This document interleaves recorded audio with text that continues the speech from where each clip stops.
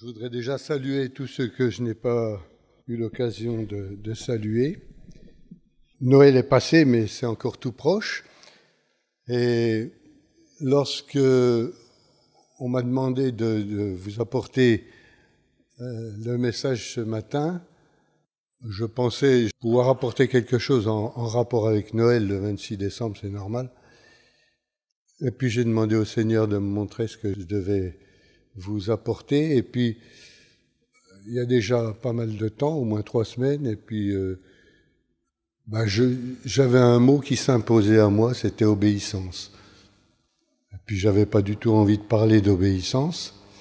Alors j'ai demandé au Seigneur, mais écoute, montre-moi ce que je dois. Et puis ce mot, il s'imposait à moi, j'avais rien d'autre. Alors j'ai dit, il faut que j'obéisse. Donc je ne vais pas vous parler vraiment de Noël ce matin, mais néanmoins, je vais vous parler quand même d'une femme qui a un certain rapport avec Noël, puisqu'il s'agit de Marie. Et puis d'une autre femme aussi. Et ces deux femmes de la Bible, on va essayer de faire un parallèle entre leur vie et voir ce que ça peut nous dire et nous apporter aussi pour nos vies à nous. Essayez d'en tirer un enseignement. Alors, la deuxième femme dont je vous parlerai, c'est Ève. Et on peut dire que Ève, elle avait une situation privilégiée, puisque avec son mari Adam, dans le jardin d'Éden, ils avaient un contact direct avec Dieu. Ils avaient une intimité avec Dieu extraordinaire. Et néanmoins, il s'est passé quelque chose qui a entraîné toute l'humanité derrière. Et puis Marie, quant à elle, elle n'avait pas cette relation privilégiée, mais elle avait quand même une relation, sans doute avec Dieu, puisque Dieu l'a choisie. Et quand elle a reçu un émissaire de Dieu, nous verrons comment elle a réagi, elle aussi. Et nous verrons aussi que Dieu a un plan pour chacune de nos vies. Alors comment est-ce que nous réagissons lorsqu'il nous dévoile ces plans qu'il a pour nos vies? Voilà, c'est un peu tout de ça qu'on va parler ce matin. Et je vous propose de prier maintenant. Notre Dieu, notre Père, nous te rendons grâce de ce que, c'est vrai, nous pouvons ce matin nous réjouir de ce que nous avons cette capacité de nous approcher de toi et de pouvoir nous retrouver dans ta présence ce matin, mais parce que Jésus est venu il y a 2000 ans et nous sommes reconnaissants de ce que nous avons ce privilège de te connaître. Tu t'es révélé à nous un jour. Mais Seigneur, ce matin, nous nous attendons à ce que tu nous parles au travers de ta parole et que ton Saint-Esprit nous visite et nous dévoile vraiment ce que tu attends de nous. Et je te prie, Seigneur, de vraiment maintenant gommer tout ce qui pourrait venir de moi-même et que ta parole ce matin puisse nous interpeller, ton Saint-Esprit puisse nous visiter et que nous soyons attentifs à ce que tu veux nous dire ce matin. Au nom de Jésus. Amen. Alors, désobéissance ou soumission? C'est une question. Donc, comme je vous ai dit, on va ce matin faire un parallèle entre la vie de deux femmes de la Bible. Qu'est-ce que leur attitude a produit comme résultat et quel enseignement nous pouvons en tirer pour nos vies? Premier exemple d'attitude, c'est Ève. Nous lisons un premier texte dans le livre de la Genèse. Nous prendrons au chapitre 2 les versets 16 et 17. « Et l'Éternel Dieu ordonna à l'homme, « Mange librement des fruits de tous les arbres du jardin, sauf du fruit de l'arbre du choix entre le bien et le mal, de celui-là, n'en mange pas, car le jour où tu en mangeras, tu mourras. Et puis nous passons au verset 6. Alors la femme vit que le fruit de l'arbre était bon à manger, agréable aux yeux, et qu'il était précieux pour ouvrir l'intelligence. Elle prit donc de son fruit et en mangea, et l'en donna aussi à son mari qui était avec elle, et il en mangea. Alors on ne sait pas vraiment combien de temps s'est passé entre le moment où Dieu a donné cet ordre à Adam et le moment où ils ont dérapé, mais on pourrait dire que peut-être que Ève avait des circonstances atténuantes, parce que quand même, c'est à Adam que Dieu a parlé. Ève, elle n'était pas là. Parce que si nous lisons le texte, quand Dieu s'adresse à Adam, Ève, on n'en parle pas encore. La création d'Ève, elle vient après. Alors on ne sait pas si vraiment elle est venue après, parce que la chronologie dans la Bible, c'est pas toujours en fonction de ce qui est écrit dans le texte, mais a priori, Ève n'était pas là encore. Et est-ce que Adam a vraiment bien communiqué avec elle? C'est ce qu'on pourrait penser. Et on pourrait dire elle ne mesurait pas vraiment les conséquences de son acte.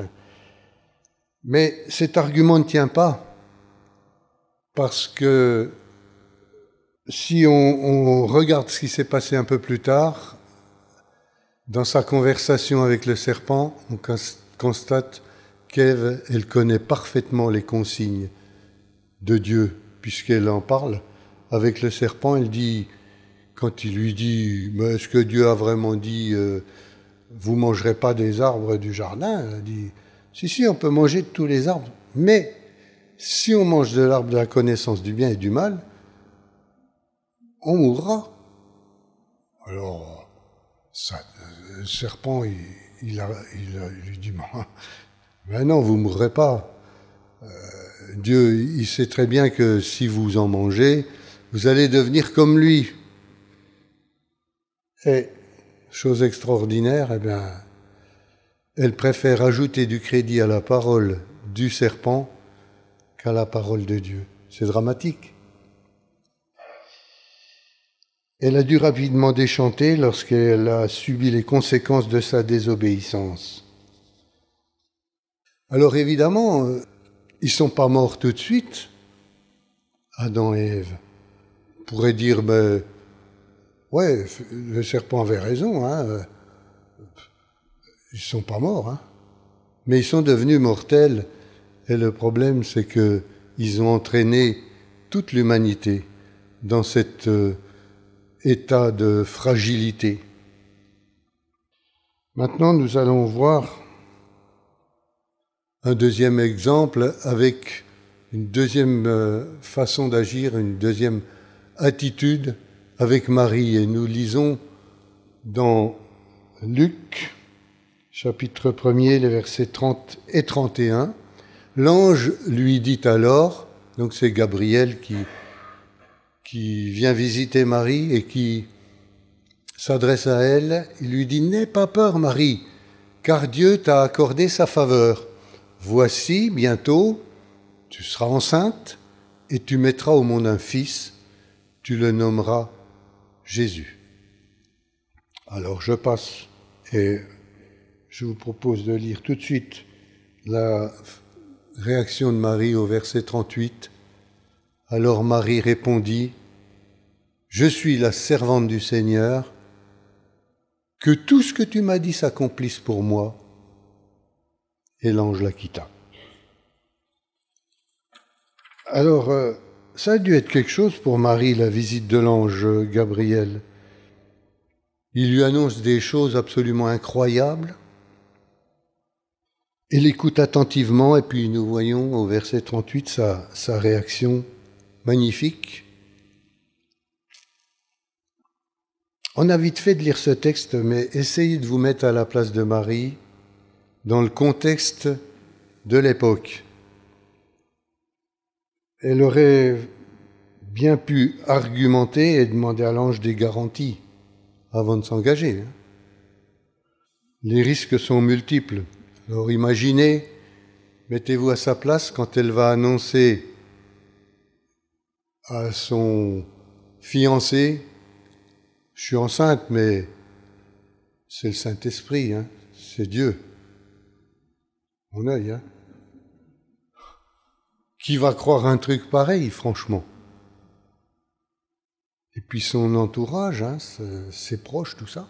Alors elle aurait pu dire, écoute, ouais, je suis d'accord, mais attends un petit peu, et puis quand je serai marié, ou juste avant, comme ça, il n'y a pas de risque pour moi, quoi. Non. Elle dit, je suis la servante du Seigneur, que tout ce que tu m'as dit s'accomplisse pour moi. Elle a vraiment fait confiance à Dieu. Elle savait que s'il lui demandait quelque chose, il se débrouillerait pour que ça se passe bien. C'est facile à dire, mais je ne sais pas comment j'aurais réagi à sa place, mais certainement que j'aurais demandé quand même des garanties. Oui, c'est formidable, elle a accepté sans condition, parce que sa priorité, c'était sa soumission à Dieu. Oui, 2 exemples et 2 comportements opposés, on pourrait dire. Alors, qu'est-ce qui motive le comportement de chacune de ces femmes? Les choses annoncées se produisent. Nous voyons que dans le cas de Ève, tout ce que Dieu a dit arrive, pas immédiatement bien sûr, comme je l'ai dit tout à l'heure, mais ils deviennent mortels et ils entraînent toute l'humanité dans cette fragilité et dans ses conséquences. La désobéissance d'Ève engendre la mort, tout simplement. Voyons maintenant les conséquences de l'obéissance de Marie. Alors, pour Ève, le comportement, c'était la convoitise. Elle a voulu être semblable à Dieu. Et pour Marie, ce qui l'a motivée, c'est l'amour. Quand on aime quelqu'un, on lui fait confiance. Et elle était prête à obéir, même jusqu'à mourir pour Dieu. C'est extraordinaire. Alors, en ce qui nous concerne, nos choix aussi entraînent des conséquences pour nos vies. La désobéissance engendre la mort, l'obéissance engendre la vie. L'obéissance de Marie a engendré la naissance du Sauveur et elle a engendré la vie non seulement en ce qui la concernait elle, mais en ce qui nous concerne nous tous, si nous faisons confiance à ce Jésus qui est venu. Et si nous croyons en son œuvre rédemptrice, c'est aussi la vie pour nous. Alors j'ai fait ce parallèle entre Ève et Marie, mais j'aurais pu choisir d'autres exemples de personnages bibliques qui ont été placés devant des choix. Lorsque nous sommes placés devant des choix, 2 possibilités s'offrent à nous. Alors agir selon les directives données par Dieu, ou agir par intérêt ou par convoitise sans se préoccuper de la volonté de Dieu. Donc, je prendrai quelques exemples dans la Bible de personnes qui n'ont pas obéi aux directives de Dieu, ou en tout cas qui ont désobéi, ou d'autres qui ont obéi. Alors ceux qui ont obéi aux directives de Dieu, il y a eu Abraham déjà, qui est devenu Abraham par la suite. Abraham, rendez-vous compte, lorsque Dieu s'adresse à lui et qu'il lui dit « Quitte ta famille, quitte ton pays », il avait 75 ans. C'était pas un jeune homme. Et malgré tout, il a obéi et il s'est engagé comme ça, et l'Épître aux Hébreux nous dit même qu'il il a eu la foi et il est parti sans savoir où il allait. Mais il est parti parce que Dieu lui avait dit. Il y a eu Moïse. Alors Moïse, lui, vous vous rendez compte, quand Dieu lui donne cette mission incroyable de libérer le peuple d'Israël de l'esclavage d'Égypte, il avait 80 ans. Un jeune homme de 80 ans. Et puis ça a duré 40 ans dans le désert. C'est incroyable. Ce même Moïse qui, dans un psaume, dit que la vie des hommes, c'est 70 ans et 80 ans pour les plus âgés. Lui, il a commencé son ministère à 80 ans. Alors, bon, c'est vrai qu'il s'est fait un peu prier, Moïse, mais on peut le comprendre. Hein. Pas évident, à 80 ans, on vous donne une mission aussi incroyable que celle-là, aussi énorme. Eh ben, mais malgré tout, il a obéi. Et il est cité quand même dans ces hommes de foi. Et puis il y a eu un jeune homme nommé Gédéon qui, lorsque l'ange s'adresse à lui, il dit « Mais écoute, moi je suis le plus petit de ma famille, puis je suis dans une des plus petites tribus d'Israël. Qu'est-ce que tu veux que je fasse? Moi je suis pas... » Et l'ange lui dit « Va avec la force que tu as. » Parce que si on compte sur le Seigneur, eh ben, il n'y a rien d'impossible. Et Gédéon a obéi et vous vous rendez compte, ce qu'on lui a demandé, c'est d'affronter une armée énorme, armée jusqu'aux dents, avec une troupe de 300 bonhommes armés de cruches et de torches. Il faut le faire quand même, hein. Mais y aller. Parce que Dieu lui a demandé. Et ces gens-là, même quand ils se savaient incapables pour accomplir la tâche qui leur était confiée, ils ont réussi dans leur tâche parce qu'ils ont mis leur confiance, non pas dans leur capacité propre, mais dans celui qui avait donné l'ordre. Et maintenant, un exemple, je vous donnerai un seul exemple de quelqu'un qui a failli, c'est le roi Saül. Alors le roi Saül, le Seigneur l'avait mis comme chef d'Israël, et au début il était humble, il se cachait, tout ça, mais après quand il est devenu le roi, l'orgueil l'a saisi et puis il ne voulait plus lâcher sa place.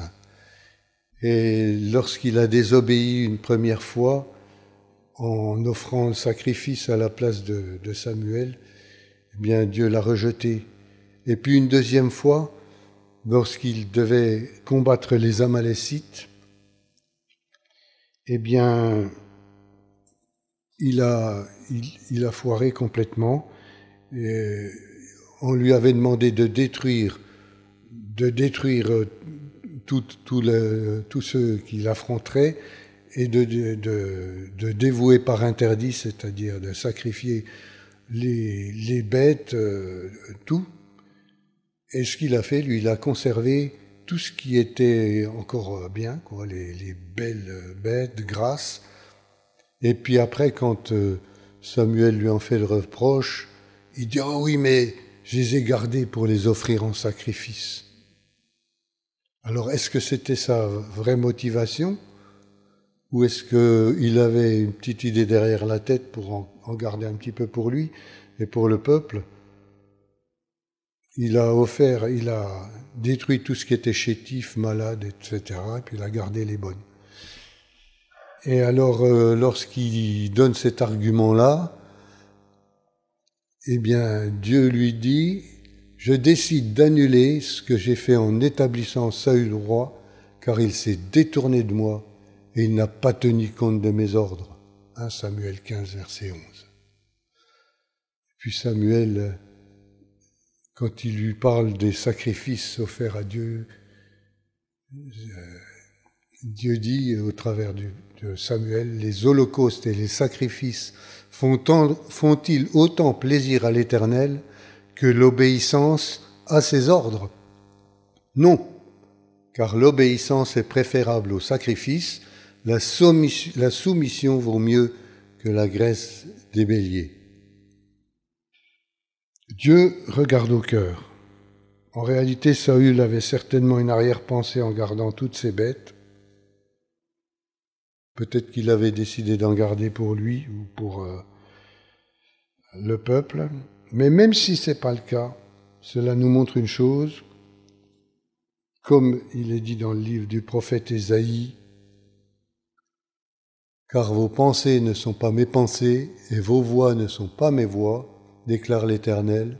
Autant le ciel est élevé au-dessus de la terre, autant mes voix sont élevées au-dessus de vos voix, et autant mes pensées sont élevées au-dessus des vôtres. » Ésaïe 55, versets 8 et 9. Parfois nous agissons, en général c'est ce que nous faisons, nous agissons de la manière qui est humainement la plus logique, évidemment, parce qu'elle nous semble la meilleure. Évidemment, on raisonne avec notre intelligence, mais la manière qui semble la plus logique n'est pas forcément la meilleure aux yeux de Dieu. Parce que lui, il a une vue beaucoup plus large que la nôtre. Alors veillons à nous soumettre toujours à la parole de Dieu. Marie, elle risquait gros à vues humaines. Alors la plupart à sa place auraient argumenté, comme je l'ai dit tout à l'heure, mais les chemins que Dieu nous font emprunter ne sont pas forcément faciles. Dieu a un plan pour chacune de nos vies. Les chemins qu'il nous fait emprunter ne sont pas toujours faciles, mais ce sont ceux qui mènent à la vie. Le plan de Dieu pour nos vies, il nous le révélera en son temps quand il le voudra. Il n'est peut-être pas celui que vous auriez choisi. Il n'est peut-être pas celui que vos proches ambitionnent pour vous. Mais peu importe. Alors il suscitera peut-être ce plan de Dieu pour vos vies, de l'incompréhension autour de vous. Mais tant pis, l'important c'est que ce soit le plan de Dieu pour votre vie. Alors vous ne savez peut-être pas ce que Dieu attend de votre vie. Mais si vous ne le savez pas, alors priez et demandez-lui de vous le révéler. Et il le fera. Une chose est certaine, c'est que si nous nous conformons à la parole de Dieu, nous serons dans sa volonté. Et quelle est sa volonté? Une chose est certaine, si nous nous conformons à ce que Jésus a dit, nous serons dans sa volonté. Et qu'est-ce que Jésus a dit juste avant son départ de cette terre? On peut lire cela dans l'évangile de Matthieu, chapitre 28, versets 18 à 20. Alors Jésus s'approcha d'eux et leur parla ainsi. « J'ai reçu tout pouvoir dans le ciel et sur la terre. Allez donc dans le monde entier, faites des disciples parmi tous les peuples, baptisez-les au nom du Père, du Fils et du Saint-Esprit, et apprenez-leur à obéir à tout ce que je vous ai prescrit. Et voici, je suis moi-même avec vous chaque jour et jusqu'à la fin du monde. » Ça, c'est ce que dit l'évangéliste Matthieu. Maintenant, voyons ce qui est dit dans l'évangile de Marc pour ce même moment où Jésus a quitté la terre. Et il leur dit, « Allez dans le monde entier, annoncez la bonne nouvelle à tous les hommes. Celui qui croira et sera baptisé sera sauvé, mais celui qui ne croira pas sera condamné. Voici les signes miraculeux qui accompagneront ceux qui auront cru. En mon nom, ils chasseront des démons, ils parleront des langues nouvelles, ils saisiront des serpents venimeux, ou s'il leur arrive de boire un poison mortel, cela ne leur causera aucun mal. Ils imposeront les mains à des malades et ceux-ci seront guéris. » Et qu'est-ce que dit Luc ? Alors, ce n'est pas dans son évangile que je vais lire, mais dans le livre des Actes des Apôtres, où il y a plus de détails sur les dernières paroles de Jésus. Nous voyons dans les Actes, comme ils étaient réunis autour de lui, ils lui demandèrent, « Seigneur, est-ce à ce moment-là que tu rendras le royaume à Israël ?» Il leur répondit, « Il ne vous appartient pas de connaître les temps et les moments que le Père a fixés de sa propre autorité, mais le Saint-Esprit descendra sur vous, vous recevrez sa puissance et vous serez mes témoins à Jérusalem, dans toute la Judée et la Samarie et jusqu'au bout du monde. » Alors, sur la base de tous ces textes, il y a une chose dont nous sommes certains. Si nous ne savons pas vraiment le plan de Dieu pour nos vies, il y a un plan dont nous sommes certains, c'est que nous sommes appelés à être ses témoins. Et dans ces textes, nous avons vu dans Matthieu qu'il est question d'obéissance. Faites des disciples, donc parmi tous les peuples, baptisez-les au nom du Père, du Fils et du Saint-Esprit, et apprenez-leur à obéir à tout ce que je vous ai prescrit. On a du mal d'obéir.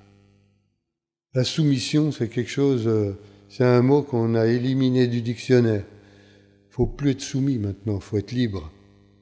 On veut faire ce qu'on a envie de faire.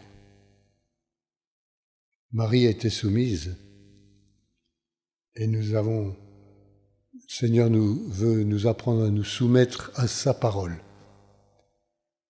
Et si on veut connaître ce qu'il attend de nous, eh bien, méditons sa parole, prions, et ça nous sera révélé. Et puis, nous voyons aussi dans le livre des Actes que c'est le Saint-Esprit qui descendra sur vous. Donc, la promesse que le Seigneur sera avec nous tous les jours, c'est à condition aussi que les premières choses qu'il nous demande soient respectées, c'est-à-dire l'obéissance. Et l'obéissance, elle est porteuse de vie, comme j'ai dit tout à l'heure, et elle s'accompagne de signes, de miracles et de prodiges et de guérisons. Dans le livre des Actes, Dieu nous précise cette promesse, le Saint-Esprit descendra sur vous, vous recevrez sa puissance et vous serez mes témoins. Parce que pour être les témoins, on a vraiment besoin de la puissance du Saint-Esprit. Sinon, on n'aura pas beaucoup de résultats. Inutile de préciser que nous comptons que sur nos capacités propres, tous nos efforts seront voués à l'échec. Le Saint-Esprit, il est symbolisé par une colombe. Quand Jésus a été baptisé, Jean a vu une colombe qui s'est posée sur lui. C'était le signe du Saint-Esprit qui venait sur lui. Et une colombe, c'est quand même fragile et on peut l'effaroucher facilement. Alors, nous pouvons lire ce que Paul nous dit dans sa lettre aux Éphésiens. Aussi, c'est qu'on peut attrister le Saint-Esprit. On peut l'effaroucher, on peut l'attrister. Ne laissez aucune parole blessante franchir vos lèvres, mais seulement des paroles empreintes de bonté, qu'elles répondent à un besoin et aident les autres à grandir dans la foi. Ainsi, elles feront du bien à ceux qui vous entendent. N'attristez pas le Saint-Esprit de Dieu, car par cet Esprit, Dieu vous a marqué de son sceau comme sa propriété pour le jour de la délivrance finale. C'est l'Épître aux Éphésiens, chapitre 4, 29 et 30. Donc, si on veut que le Saint-Esprit en nous soit efficace, que nos actions soient efficaces, il ne faut pas qu'on fasse fuir le Saint-Esprit en l'effarouchant, il ne faut pas qu'on l'attriste. Et puis, Paul nous dit aussi qu'on peut l'éteindre, le Saint-Esprit.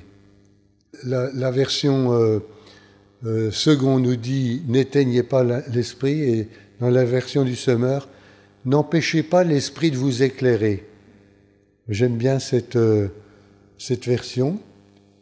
parce qu'on n'a pas l'impression qu'on éteint le Saint-Esprit, mais ça revient au même. On l'empêche de nous éclairer, parfois. Sans le Saint-Esprit, on marche dans l'obscurité. Et le problème, si on marche dans l'obscurité, on risque fort de se casser la figure. Et il faut cultiver, si on veut que le Saint-Esprit nous éclaire, cultiver notre communion avec Dieu et cultiver aussi notre communion avec les frères. C'est pourtant pourquoi c'est important de persévérer